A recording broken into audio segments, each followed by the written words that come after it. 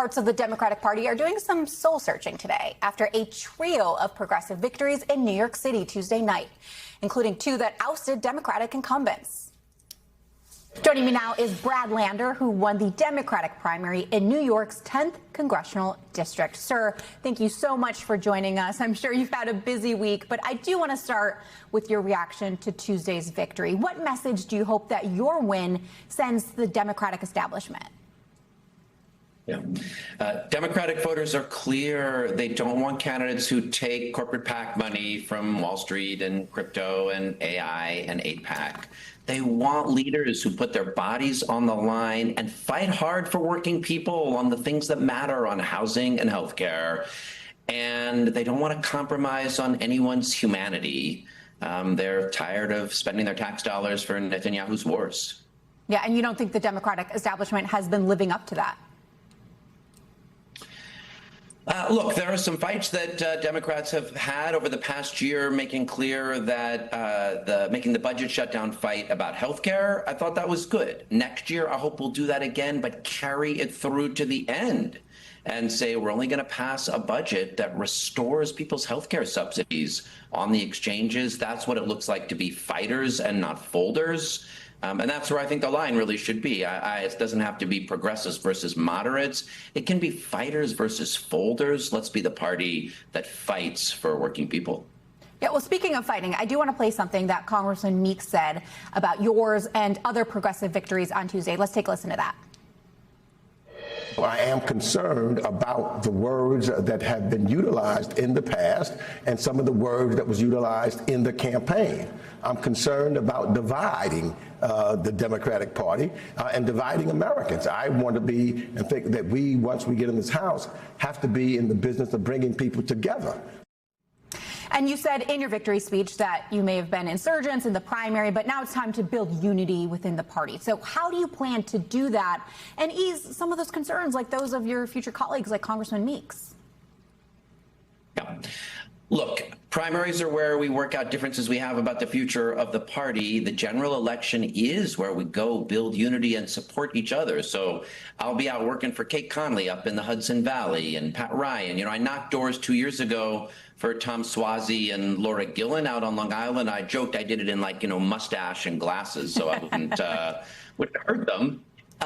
So there's been plenty of times when I have supported more moderate candidates. I want the same in the other direction. You know, part of why Representative Goldman lost is that he didn't support Zohran Mamdani when he was the Democratic nominee for mayor in the general election. There are candidates like Randy Villegas out in California who are progressive Democrats running against Republicans, and I hope moderates will show up for them as well. And then we should show voters what we're going to fight for. I think healthcare is such a great example. That's not progressive or moderate. Everybody needs healthcare. And MAGA Republicans took their subsidies away on the exchanges. Let's let voters know we're going to fight for them.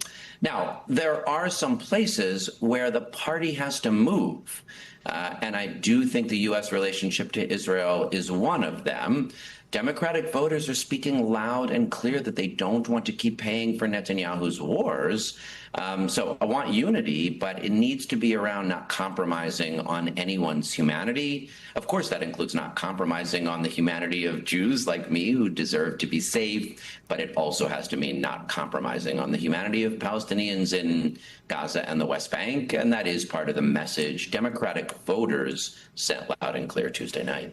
So you said you're willing to campaign for more moderate colleagues in New York like Conley and Suozzi. Do you think that, though, they're willing to have you come campaign for them in their districts? I mean, look, I campaigned for Suozzi and Laura Gillen and Pat Ryan a couple of years ago. Yes, I mean, you know, I think people, how you reach out to voters is by knocking doors and texting and making phone calls. When you do that, you give the message of the candidate you're helping. And, you know, I respect that candidates have to represent their own districts well, and their volunteers, when they come, help them get that message out. That's what I ask people to do in New York 10. And of course, that's what I'll do for any candidates I'm supporting elsewhere. The progressive momentum was, of course, undeniable in New York City this week. But do you believe that the progressive message is the right one anywhere in the country? Well, the job of being in the House of Representatives is to represent your district. It's a diverse country, and of course, different messages. People want things, in different places. I will say progressives have been winning across the country, not just in New York. Ana Lilian Mejia in New Jersey, Chris Rabb in Pennsylvania, Randy Villegas, as I mentioned, in California.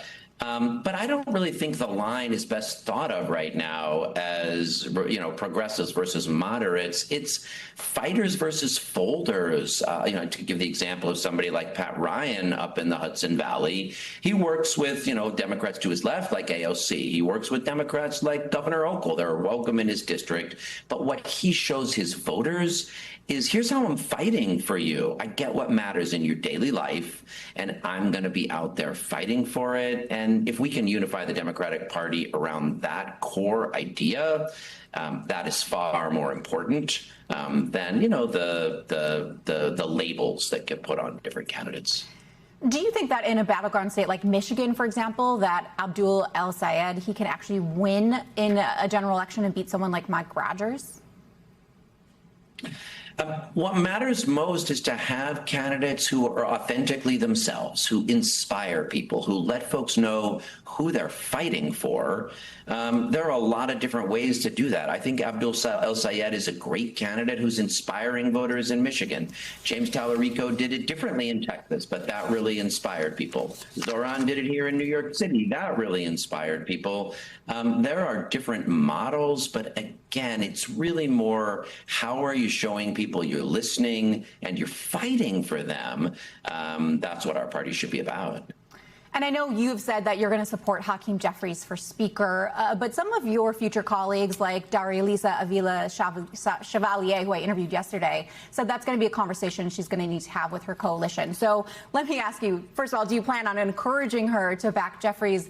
And if so, what is going to be your message to people like her who may be skeptical of his leadership? Well, look, I look forward to building my relationship with Daria-Lisa, who ran a really impressive campaign. The voters up there decided that they're excited about what she's going to bring and the energy she's going to bring.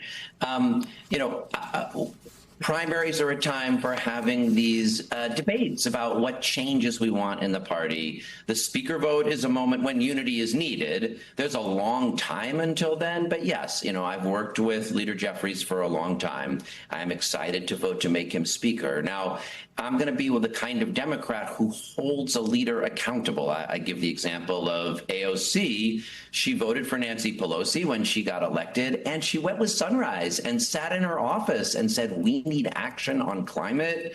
And that's why we got the Inflation Reduction Act. So there are times to build unity together because we're standing up to a fascist in the White House and ICE agents abducting our neighbors.